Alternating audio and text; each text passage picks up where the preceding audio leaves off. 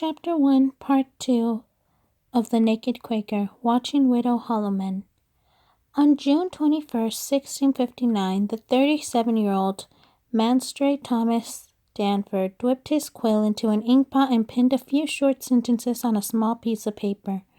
One of his first official acts as a newly elected judge in the Massachusetts Bay Colony, the document he signed was a warrant to arrest his own neighbors, people he had known for nearly 25 years. To Constable the Cambridge, you are required forthwith to apprehend the persons of Widow Holloman and her daughter Mary, and immediately bring them before the county court now sitting at Charlestown, to be examined on several accusations presented on suspicion of witchcraft.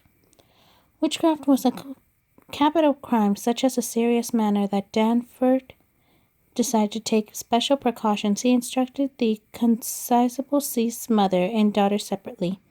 Charge some meek person to bring away the maid first, he suggested. Then you may acquaint the mother also with this warrant. Undoubtedly, Danford wanted to ensure the woman would not plan their testimony together before they were questioned, but he also may have worried about the logistics of apprehending two suspected witches. Would they be able to use their diabolical powers to resist arrest or to flee? And Danford apparently had yet another reason to handle this case carefully. Rebecca Stearns, the Holloman's chef accuser, told her parents that Mr. Danford chosen a manscape to find out about Miss Holloman. For a young and earnest Puritan magistrate, this was a heady start for his judicial career. Danford also summoned a witness, John Gibson, and his wife, again questioning the constable to ensure that the Gibsons could not influence each other's testimony. You are forthwith to bring them away and not suffer them to speak one with another after their knowledge of this warrant. And hereof you are not to fail at your own peril. These witnesses, as well as the accused Holloman woman, would be questioned by a panel of judges, not just Danford, and perhaps by a grand jury of local citizens. The tavern in Charlestown, Massachusetts, was where the Middlesex County Court was in session. Danford already had a good idea what the Gibsons would say in court. However, they were the reason he signed the arrest warrant. This distraught despite couple had sought him out, probably at his mansion house in Cambridge, with a story so troubling that Danford recorded it verbatim in pages of copious notes. The Gibsons and Hollomans, like Danford, had been Cambridge neighbors since the mid-1630s, among the earliest immigrants from England to the Massachusetts Bay County. As Danford was well aware, John Gibson and his wife had raised 5 children in the house northwest of the Cambridge Common, on the south side of what is now Garden Street. William and Wilfred Holloman and their children live across the road. When the Gibsons' eldest daughter, Rebecca, married at 1654, she and her husband, Charles Stearns, moved next to Rebecca's parents, although the part of Cambridge was not densely populated. Much of the land had been cleared for farming and meadow, so the Gibson-Stearns Holloman houses stood in plain view of each other. And as in small towns everywhere, the neighbors watched each other's activity with curiosity. They were not close friends, but their physical proximity meant near daily interaction and sometimes annoyance. John Gibson complained, for example, that the Hollomans' chickens would not stay on their side of the road, coming over to eat corn in the Gibson barn. The oldest Holloman daughter, Mary, walked to the Gibsons almost every morning with a skillet to borrow fire, since the Hollomans somehow did not manage, unlike the Gibsons, to keep their hearth fire burning day and night. By January 1659, when the serious troubles began, Miss Holloman was a widow in her 60s, living with her eldest children, Mary, about 30 years old, and Abraham in his 20s. At least one child still lived in the Gibson household, John Gibson Jr., a teenager, but much of the Gibsons' family attention was focused on their married daughter, Rebecca Stearns, who suffered from a mysterious fits and hysterical outburst. Doctors had been unable to help. One day after Rebecca experienced 2 extraordinary strange fits, Mary walked across the road and suggested that her mother could offer a cure. Apparently, Mary and her mother were known in the community as healers. Many England women dispensed some home remedies, nursed sick neighbors, and assisted at childbirths. Goody Gibson urged her daughter to go and see them. Miss Holloman would say. Miss Holloman prescribed some herbs that Rebecca could use in the spring. Then, before Rebecca could begin the herbal therapy, her baby fell ill. Mary, coming in often to Rebecca's house, diagnosed the problem as rickets, predicting the child would continue to decline and come to the grave. If you were to put it into my hands, I will undertake to cure it. She pointed out that she had cured one of the maiden that had rickets, and even the Cambridge minister's child had been cured of the same disease by a skillful woman.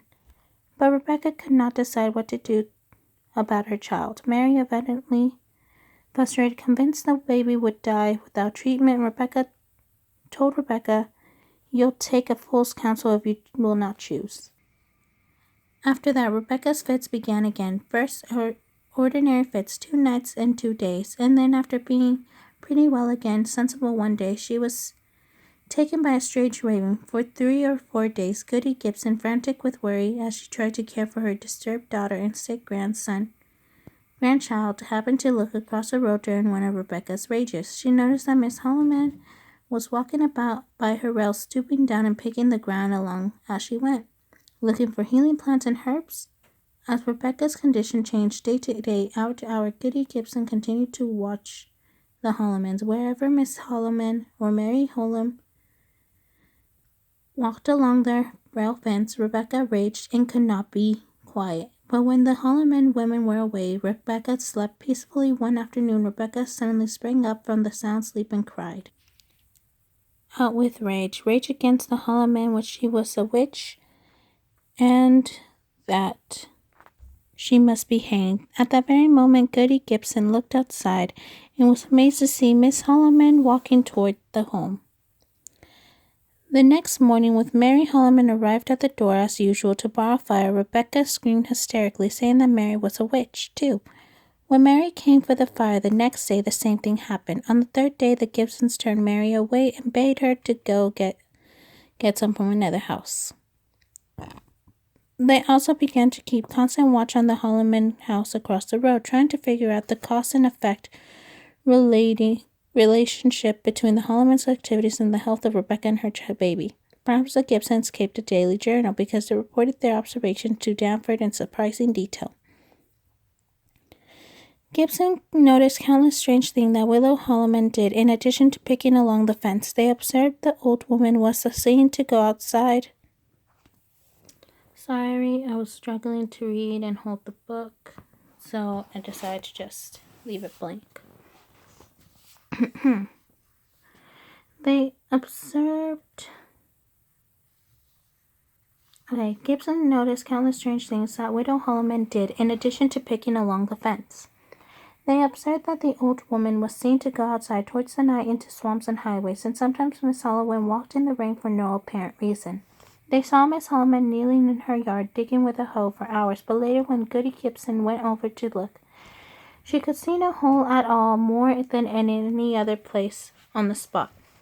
Once, when the Gibsons looked at the house across the road, they saw a great heap of sand at the Holloman's door, and then Window began to carry it away in great dish. As an unusual white bird flew around the Holloman house at night, too late for birds to be abroad, and many of these strange things seemed to coincide with Rebecca's fits and rages. For example, Rebecca's father described one time when his daughter cried uncontrollably, the tears falling so fast from her eyes that my wife was trained to stand and wipe them off her face with an apron. And they looked outside to see Miss Holloman pouring water from one container to another.